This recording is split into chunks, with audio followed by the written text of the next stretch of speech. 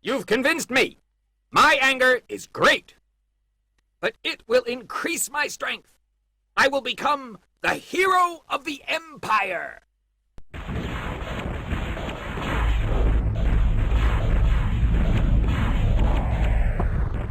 No!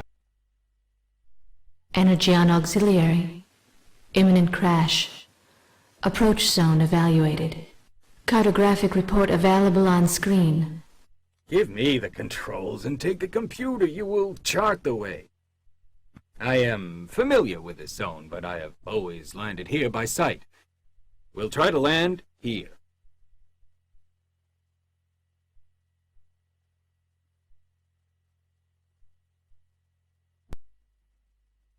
Mark the waterhole west of the zone. Welcome back to INCA II. Go up to the valley and head northeast for about 160 miles. The only cartography simulator of 1993. Then, cross the pass, east-southeast, about 100 miles. Then bypass the peak by going south and continue for 150 miles.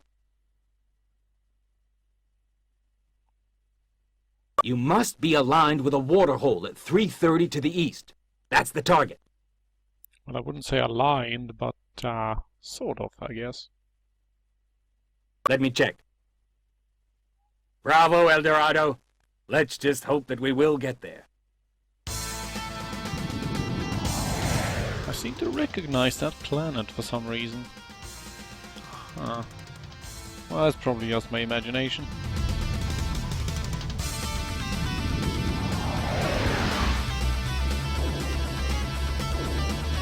Have to appreciate a spacecraft that has a specific crash mode autopilot.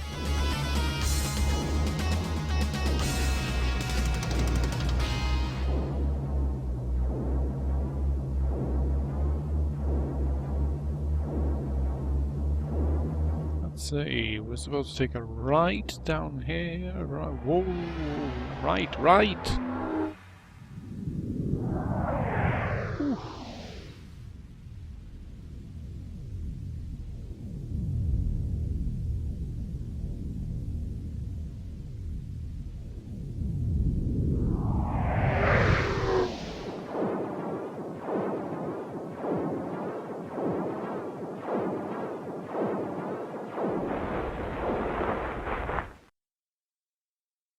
Phew! The landing was rough. We are not too far from a friend's hideout. 2 walking days from here is a scientist who observes the stars. That's fortunate. The Toomey is damaged a little. Let's go. After 2 days of marching under a blazing sun.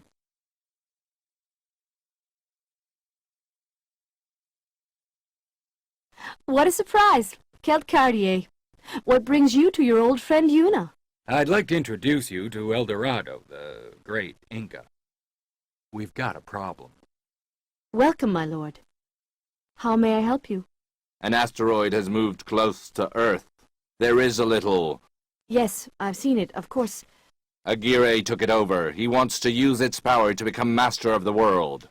We must destroy this asteroid. Can you help us? Yes, of course. I have some tools that allow us to analyze any celestial body. They are connected to these sail antennas. Direct an antenna toward the asteroid with this remote control. Oh, sounds easy enough. Right, so the objective here is to get that grey orb to the center of the rightmost screen. This is done by increasing and decreasing a hidden integer for each of the directions. And, well, you literally don't need to see one at all.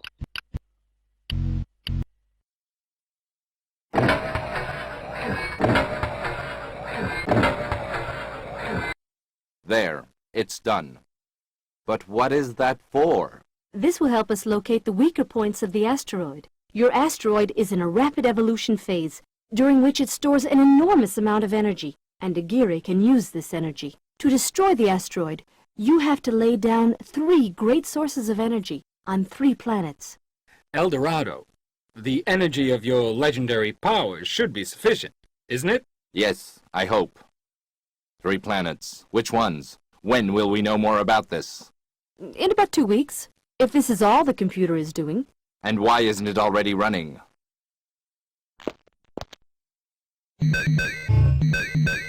That's good.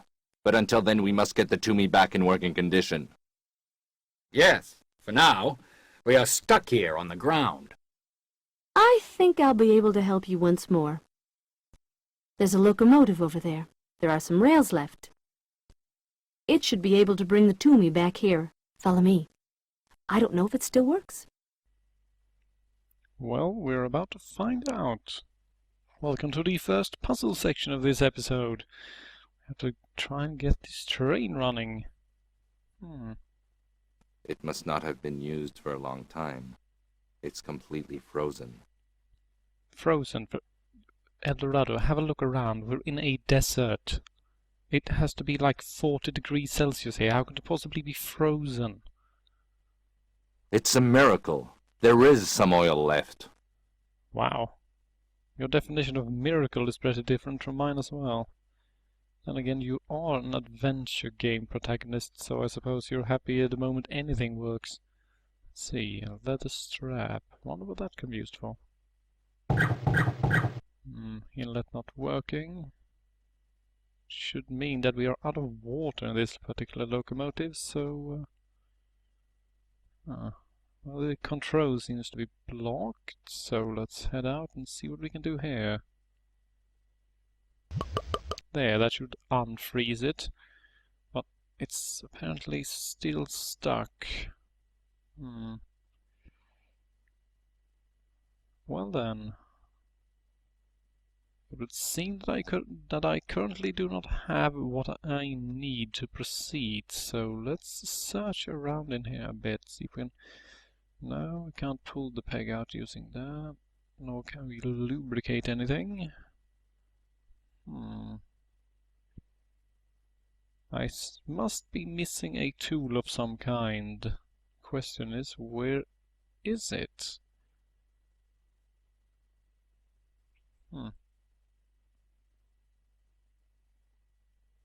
Well, there doesn't seem to be anything left in here, so let's head out on pixel hunt for a bit. Let's see. Wait, what's that down in the right? Ah, of course, not a crowbar. The crowbar is one of the tools that will be appearing a lot in this game. Right, we have the peg loose, which means that the controls are free. But first we need to fill this baby up with water.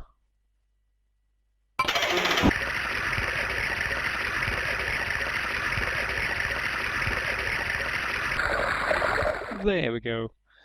Now then, how to get this thing running? Well, the inlet is already open, we can't use the controls yet. Now, can you figure out what I'm doing wrong? Because I'm doing something terribly wrong.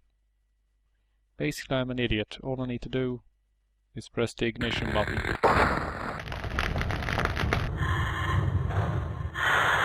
You always miss the obvious, don't you?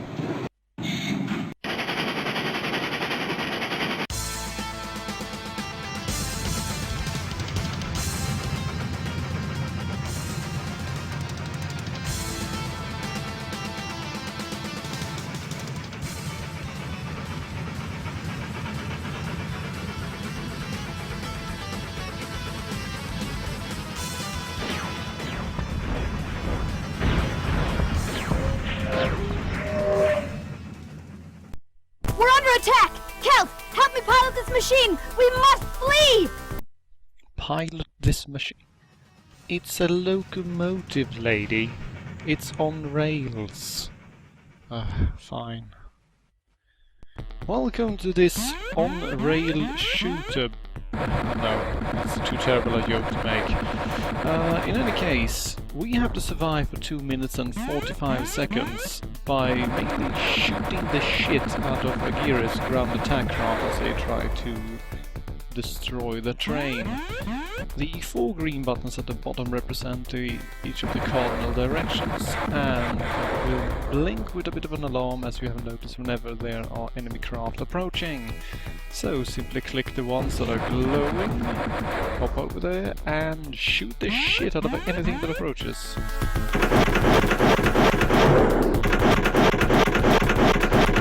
And apparently there was actually no one there. What's it on?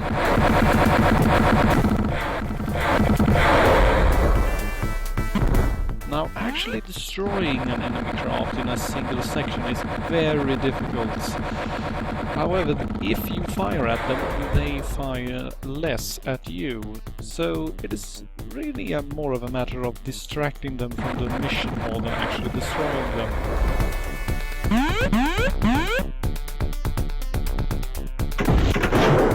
Still, those are pretty impressive constructions there, those fighters, seeing as they are apparently able to both work in space and in atmosphere. Kira clearly knows what he's doing. This section can be a bit tricky if your computer is on the worse end of the spectrum, mainly because it is completely processor based, which means if your processor is really slow, the enemy craft will be on screen for something like 10 to 15 seconds and will shoot constantly. While when I was first playing this on my new computer and doing the first recording, my modern processor meant that each section was over so quickly that they never actually had time to fire. So all I had to do was sit and stare at the screen for 2.5 minutes. The marvels of technology. This is sadly the only on-rails shooter section in the game. A bit of a throwback really, but I suppose it goes to show that INCA II really was ahead of its time, because come on, what modern game does not have an on-rail shooter section? I'm telling you, cocktail, geniuses.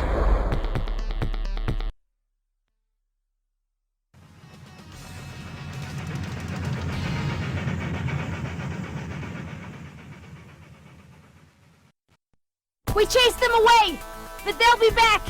We'll be safe. Look! A tunnel or a cave. The rails go straight toward it.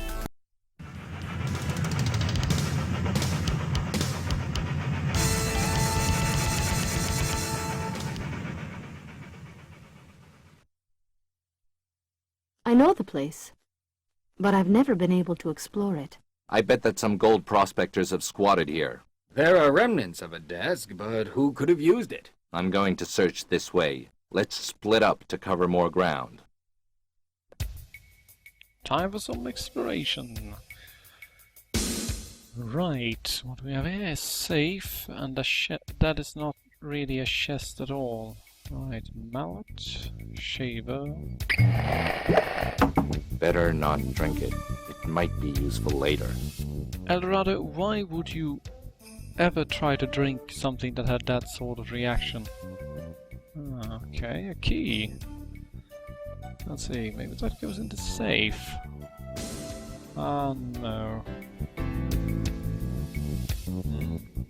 This seems to be rusted shut. Let's see. No. Alright then, let's see how... Wait, what? Did that say mercury bottle?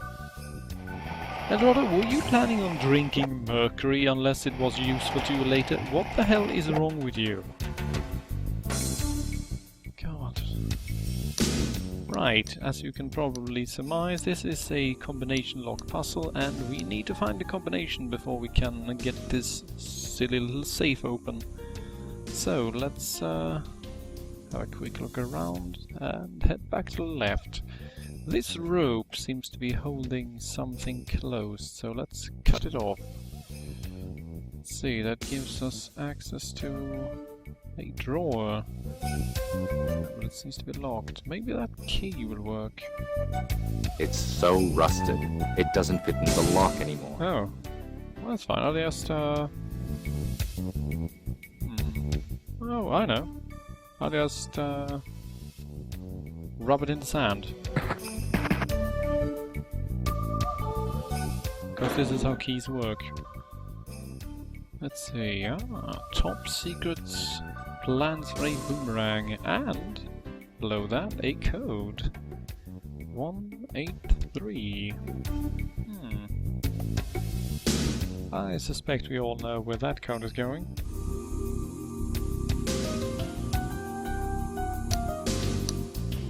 Just flick this over all the way to 1. Put this baby to 8. And 3.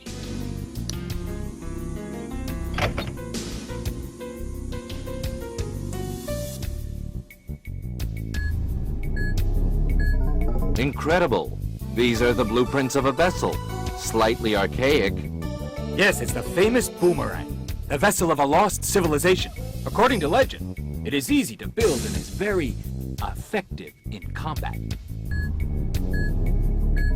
We have 2 weeks to fix the Tumi. My vessel has been destroyed.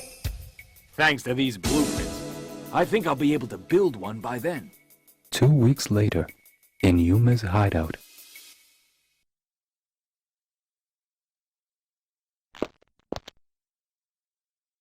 Not bad, my estimate. 13 days. Look, in this memory crystal, I've written the coordinates of the planets where you must lay down your powers. These coordinates are not very precise. You'll have to improvise on the spot.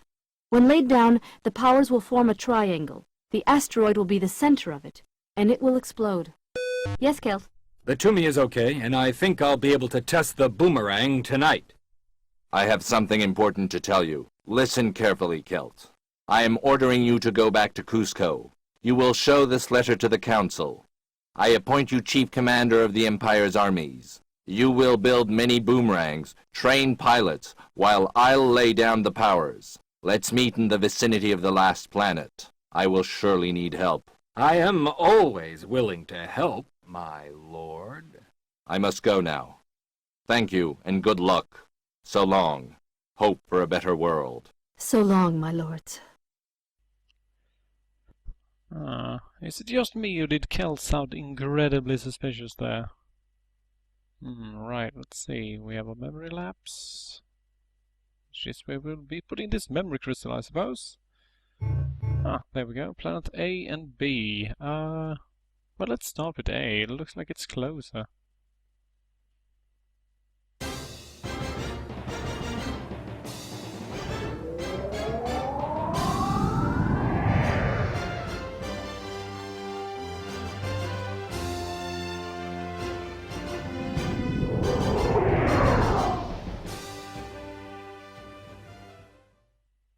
Atahualpa, my beloved son. You'd still be there with me if you hadn't gone mad. Sadness and anger shouldn't distract me away from my objective. I have to put down the first power. But I am Captain Diego de Almagro. Prepare to meet the same fate as your son. It was you, then! Miserable assassin! What was that you said about rage not distracting you? Never mind. Well, welcome to another space battle segment. And this time we seem to be up against Atahualpa's murderer. Can we really call him murderer? I mean, it was actual combat. Oh, never mind. In any case, the trick here is to realize that you can't actually kill the good Capitan, since he is, well, you'll see in a moment. So basically, trying to focus on him is completely useless. You have to destroy his comrades instead. So let's see if we can't catch sight of the other guy. There he is. And by the way, yes, that was the exact same Spaniard as the one in the first space battle section, only this time he is wearing an eye patch and a horrible well... I mean, could we really not afford any more actors than that?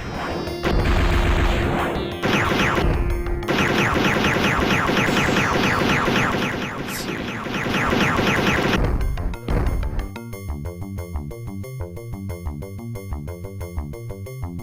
Come on. The enemy craft are a lot more agile in space than the Tomb is, so it can be a bit tricky just catching up with the bastards. It does not really help that they do not actually follow the laws of physics and can turn 180 degrees in a split second should the AI decide, but... You've destroyed these 2 cretins and my vessel is damaged. You were lucky this time. Hasta la vista, El Dorado. If I chased him all the way to his lines, I'd calm my anger by destroying the spearmen in his regiment. I'll weaken Aguirre's army for the coming battles, and I'll avenge my son. If I repress my anger, I'll speed up the destruction of the asteroid. By Inti, should I fight?